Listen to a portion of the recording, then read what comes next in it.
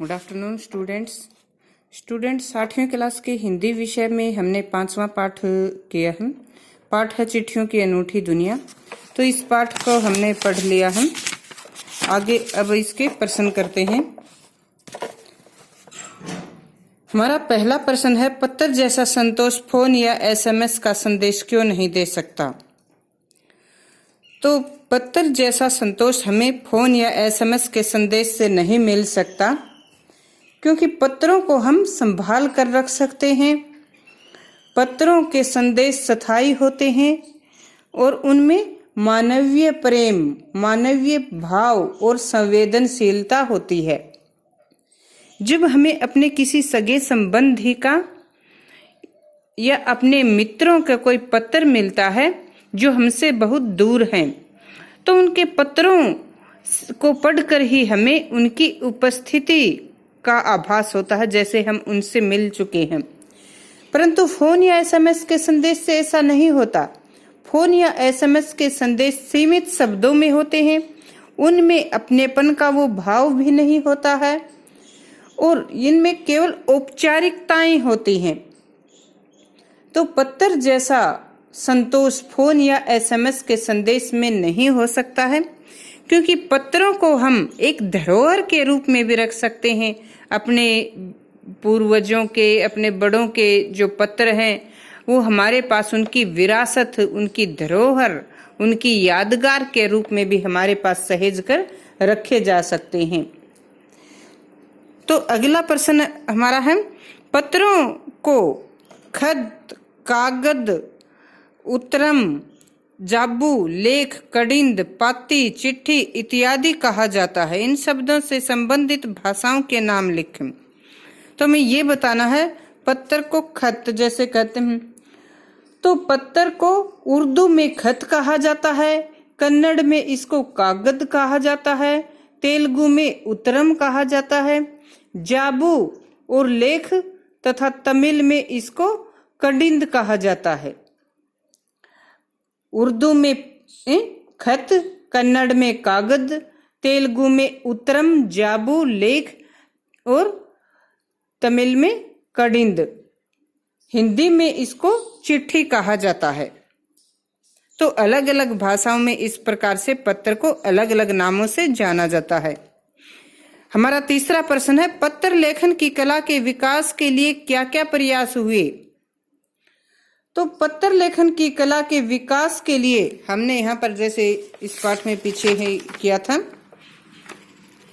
कि स्कूली पाठ्यक्रमों में पत्र लेखन का विषय शामिल किया गया और विश्व डाक संघ के द्वारा 16 वर्ष से कम आयु वर्ग के बच्चों के लिए पत्र लेखन प्रतियोगिताएं आयोजित की गई और सन 1972 से ही पत्र लेखन प्रतियोगिताओं के आयोजन का कार्य आरंभ किया गया।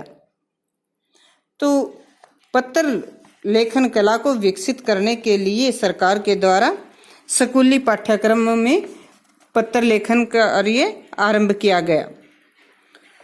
अगला हमारा प्रश्न है, पत्र धरोहर हो सकते हैं लेकिन एसएमएस क्यों नहीं? तर्क सहित अपना विचार लिखिए। तो बच्चों, पत्रों को हम अपने सगे संबंधी, अपने बुजुर्गों की धरोहर, यादगार के रूप में रख सकते हैं। जब वे हमसे दूर होते हैं या इस दुनिया में बाद में नहीं होते हैं, तो उनकी यादगार के रूप में वे हमारे पास रखे होते हैं, जिनको पढ़कर हमें उनके होने का एहसास होता है, हमें शांति, संतोष मिलता है। परंतु फोन या एसएमएस के संदेश हमें वो संतोष नहीं दे सकते। तो पत्र हमारे पास धरोहर हो सकते हैं, क्योंकि ये संभाल कर भी रखे जा सकते हैं, सहेज कर रखे जा सकते हैं, क्योंकि ये लिखित रूप में होते हैं, सहेज कर इनको रखा जा सकता है। एसएमएस को सहेज कर नहीं रखा जा सकता, क्योंकि एसएमएस में केवल जैसे बातें जो होती हैं, सीमित शब्दों में बातें की जाती हैं, औपचारिक बातें होती हैं, इनमें केवल कामकाज की ही बातें होती हैं और इनको हम जल्दी भूल भी जाते हैं। तो पत्रों को हम धरोहर के रूप में सहेज कर रख सकते हैं। आज बड़ी बड़ी हस्तियों के महात्मा गांधी, पंडित नेहरू, अन्य ऐसी हस्तियों के पत्र आज भी संग्रहालय में धरोहर के रूप में रखे हुए हैं।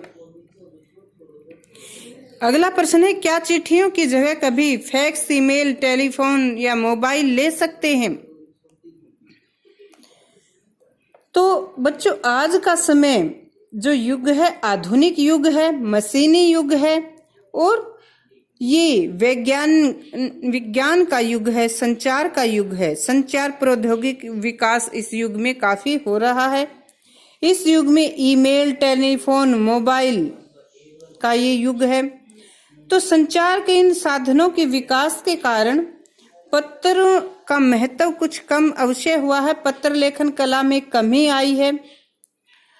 किंतु हम ये नहीं कह सकते कि आज पत्रों का महत्व बिल्कुल ही खत्म हो गया है, क्योंकि आज भी दूर दराज ऐसे क्षेत्र हैं जहां पर टेलीफोन, मोबाइल की सुविधाएं नहीं हैं।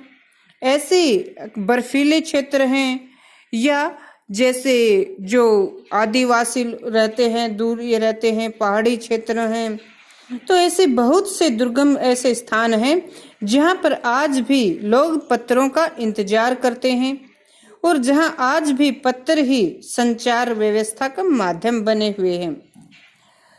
तो हम यह नहीं कह सकते कि फैक्स, ईमेल और टेलीफोन, मोबाइल ने चिट्ठियों की जगह ले ली है और उनके महत्व को समाप्त कर दिया है।